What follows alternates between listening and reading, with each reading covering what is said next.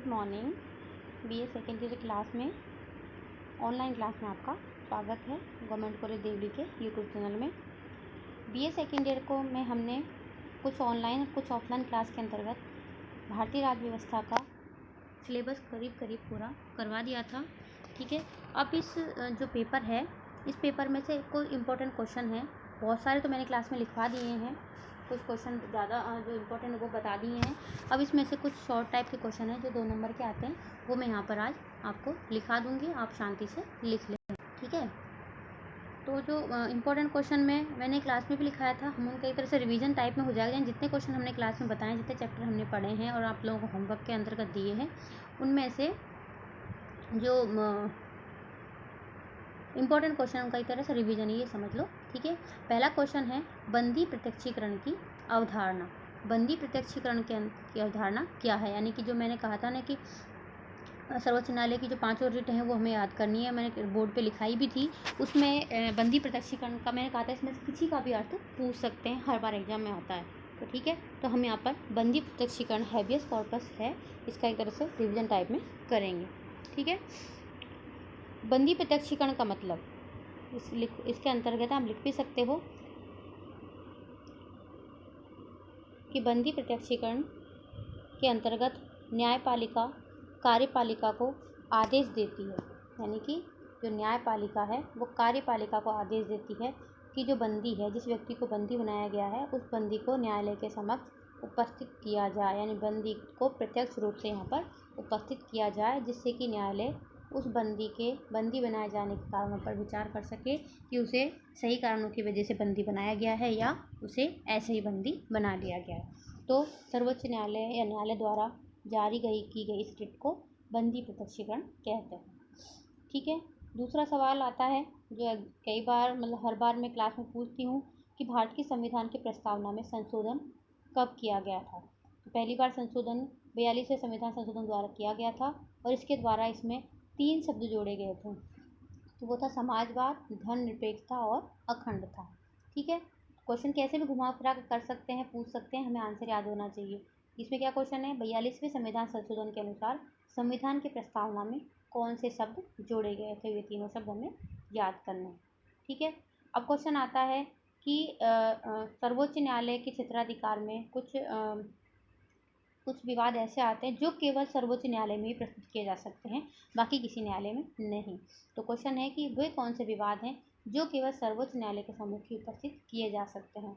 तो जो भारत वर्सेस राज्य या एक भारत सरकार और राज्य सरकार, भारत सरकार कुछ राज्य सरकारों के बीच में, या जो संघीय प्रदेश हैं उनके बीच में कोई विवाद उत्पन्न होता है, यानी कि राज्य और केंद्रों के बीच में जो विवाद उत्पन्न होते हैं वो केवल सर्वोच्च न्यायालय में ही उपस्थित किए जाते हैं, हाई कोर्ट में नहीं।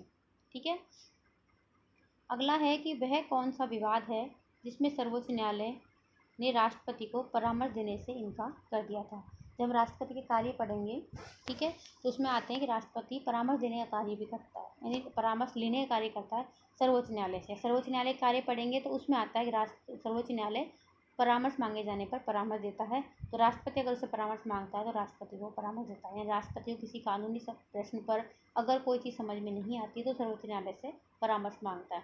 लेकिन एक ऐसा विवाद हुआ था जिस पर सर्वोच्च न्यायालय ने राष्ट्रपति को परामर्श देने से इनकार कर दिया था, वो था अयोध्या का प्रश्न। अयोध्या विवाद जो अभी सुलटा थोड़े दिन पहले, उस पर सर्वोच्च न्यायालय से जब राष्ट्रपति ने परामर्श मांगा तो राष्ट्रपति ने मना कर दिया था। ठीक है, अब अगला क्वेश्चन आता है, अभिलेख न्यायालय किसे कहते हैं? Court of record. रिकॉर्ड सबसे हमें इसका आंसर मिल जाएगा कि सर्वोच्च न्यायालय या न्यायालय, जितने भी न्यायालय होते हैं, जो भी वो निर्णय देते हैं, ठीक है, जो भी डिसीजन देते हैं कि पर्टिकुलर केस के अंतर्गत उसने ये डिसीजन दिया, तो वो डिसीजन वहाँ पर वो सुरक्षित हो जाते हैं आने वाले टाइम में उसी प्रकृति के केसों के लिए। ठीक है, तो और अगर न्यायालय की अवमानना करता है कोई, तो उनको न्यायालय दंडित करता है, न्यायालय के पास ही अधिकार है, तो इसको बोलते हैं अभिलेख न्यायालय। ठीक है, वह न्यायालय जिसके निर्णय अन्य न्यायालयों में साक्षी के रूप में प्रस्तुत किए जा सकते हैं तथा जिसे न्यायालय अवमान के लिए दंडित करने का अधिकार हो, उसको बोलते हैं अभिलेख न्यायालय। अगला और इम्पोर्टेंट क्वेश्चन आता है न्यायिक पुनरावलोकन। देखो, सब इम्पोर्टेंट क्वेश्चन है, सब मैंने क्लास में डिस्कस किए हुए हैं। न्यायिक पुनरावलोकन का मतलब क्या होता है? न्याय पुनरावलोकन न्यायपालिका की एक शक्ति है जिसके द्वारा वो संविधान की रक्षा करती है। संविधान खतरा किससे होता है? जो संविधान में कानून बनाता है, जो हमारे देश के लिए कानून बनाता है, जो संविधान में संशोधन करते हैं, उन संस्थाओं से संविधान को खतरा होता है। तो न्यायपालिका क्या करती है? संविधान को उस खतरों से बचाने के लिए वो उन कानूनों की जांच करती है। यदि वो कानून संविधान के प्रतिकूल होते हैं तो उनको वो अवैध घोषित कर सकती है। तो न्यायपालिका की जो पावर है उसको न्याय पुनरावलोकन की शक्ति कहते हैं। ठीक है, अगला क्वेश्चन है, संसद की संविधान में संशोधन करने की शक्ति होती है, उसकी सीमा क्या है? यानी कि वो संविधान में संशोधन कहाँ नहीं कर सकती, किस सीमा तक कर सकती है? इसका आंसर है संसद संविधान के मूल ढांचे में, तुम्हें पढ़ाया थोड़े दिन पहले ही अभी, कि मूल ढांचे में संशोधन नहीं कर सकती, उसको कोई बदल नहीं सकती है, न ही उसे नष्ट कर सकती है। सर्वोच्च न्यायालय ने केशवानंद भारती विवाद जो हुआ था 73 में, उसमें ये निर्णय देते हुए संसद पर सीमा लगाई थी। ठीक है, अगला क्वेश्चन है, आपात से क्या मतलब है? आपात को आप कैसे परिभाषित करेंगे? इसका आंसर है परिस्थितियों का ऐसा प्रत्याशित संयोग जो तुरंत कार्रवाई की मांग करता है, वो आपात कहता है। यानी आपदा क्या होती है? जो अचानक हमारे पर आ जाती है, हमें तुरंत कार्रवाई करनी होती है, वो आपदा होती है। ऐसे संविधान में आपात शब्द है, आपातकाल है।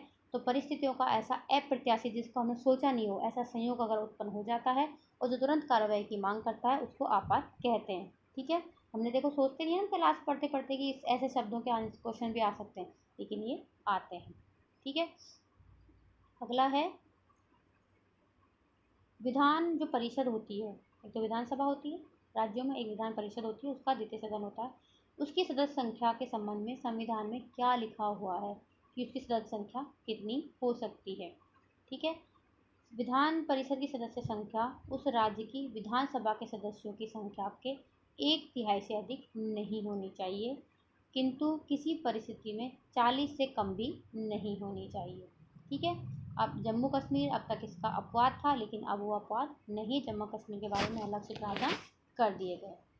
ठीक है, अगला क्वेश्चन है, जो विधान परिषद है उसके अंतर्गत देखो, केंद्र सरकार का राज्यसभा हो, उसमें राज्य राष्ट्रपति मनोनीत करता है सदस्यों को, विधानसभाओं में मनोनीत करता है, विधान परिषद में मनोनीत करता है। तो विधान जो परिषद है, जो उसका उच्च सदन है, उसमें राज्यपाल कितने सदस्यों को मनोनीत करता है? तो उसमें करता है 1/6 सदस्यों को वो मनोनीत करता है। ठीक है, अगला जो क्वेश्चन है वो है, वर्तमान में भारतीय संघ में किन किन राज्यों में विधान परिषद है? ये भी मैं क्वेश्चन तुम्हें कई बार लिखाती हूँ। इसमें 7 राज्यों में है। कौन सा नहीं आया इसके अंतर्गत? उत्तर प्रदेश, बिहार, महाराष्ट्र, कर्नाटक, जम्मू कश्मीर, आंध्र प्रदेश। अच्छा, जम्मू कश्मीर वाला है वो अब हट गया है। आंध्र प्रदेश में 2007 में विधान परिषद की स्थापना की गई थी। इसको थोड़ा एक बार कंफर्म कर लेना कि इसका लास्ट अपडेट क्या है। ठीक है, मैंने क्लास में लिखवाया था, लेकिन मुझे अभी वो ध्यान नहीं आ रहा है। अगला क्वेश्चन है, भूमिपुत्र की धारणा सन ऑफ सॉइल डॉक्ट्रिन का क्या आशय है? देखो, भूमिपुत्र की धारणा वाला क्वेश्चन एग्जाम में आता है और हम इसको जब पढ़ते हैं तो ध्यान नहीं देते हैं। ठीक है, भूमिपुत्र की अवधारणा का मतलब क्या है?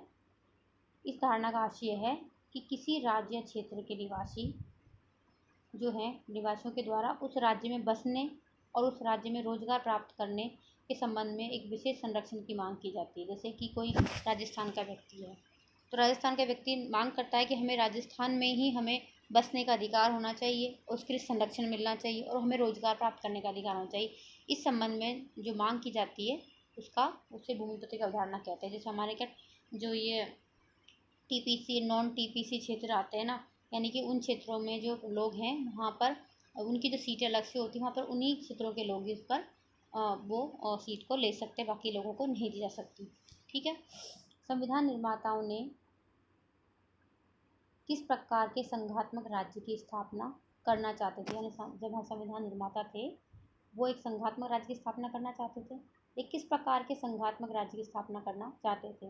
तो वो भारत में एक सहयोगी संघवाद की स्थापना करना चाहते थे, जिसमें राज्य सरकारें, केंद्र सरकारें आपस में मिलकर आपस में सहयोग से कार्य करें, ऐसे संघ राज्य की स्थापना करना चाहते थे।